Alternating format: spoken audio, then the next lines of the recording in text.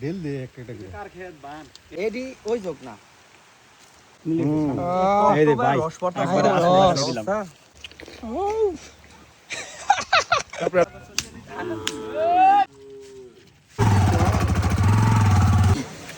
যাবেন না হ্যাঁ বিশাল। আসসালামু আলাইকুম। আসছি হচ্ছে মধুপুর বিয়ের দাওয়াত খাইতে। তো এখানে ভাই ব্রাদাররা সবাই আসছে।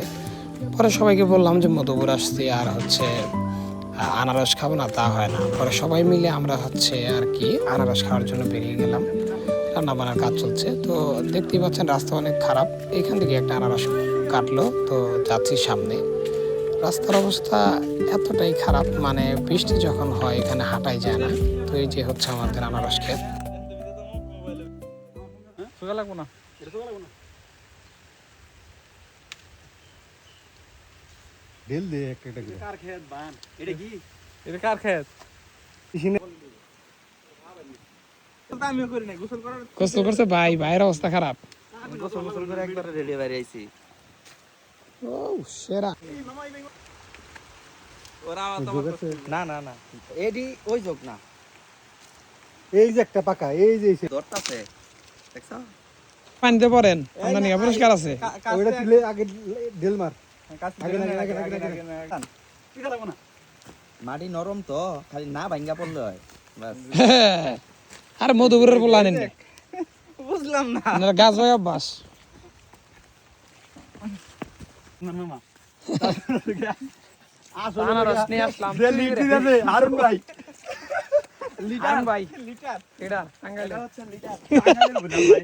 ভাই এটা বিক্রি পেতে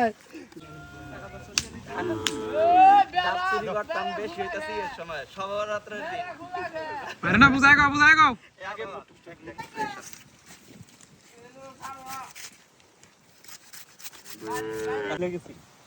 ও কালারটা কি পুরা ইয়ে নাগাল, মধুর নাগাল। আবার আমি ফার্স্ট। এই রে ভাই রস পড়তা একবারে আসলে দিলাম। হারুন ভাই মধুপুরের মধু হারুন ভাই একবার আসল লাগা দিয়ে দিলাম। মধুপুরের এই মধুর মালটা কথা ঠিক মজা আছে। হবে ভাই। একেবারে আলহামদুলিল্লাহ। ধন্যবাদ রস ঠিক আছে না? ওইটা থেকে এটা আরেকটু পাকছে তো এটা আরো সেই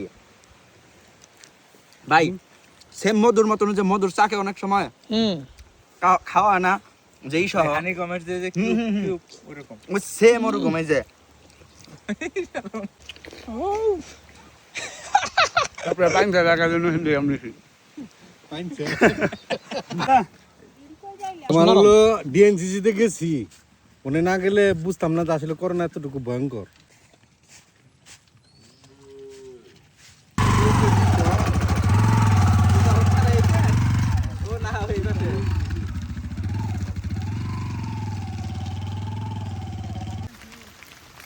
এদিকে যদি বৃষ্টি হয় যাওয়াটা এত কঠিন হয়, খুব মানে আমি দেখতে পাচ্ছেন আমি হেঁটে যাচ্ছি, মনে হয় খুব কঠিন।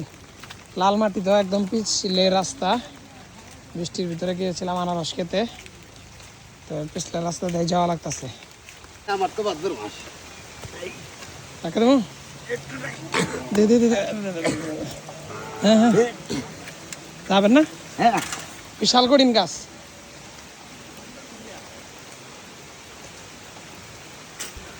তো যাই হোক, সবাই মিলে মজা করে এসে আবার কাজ শুরু করলাম।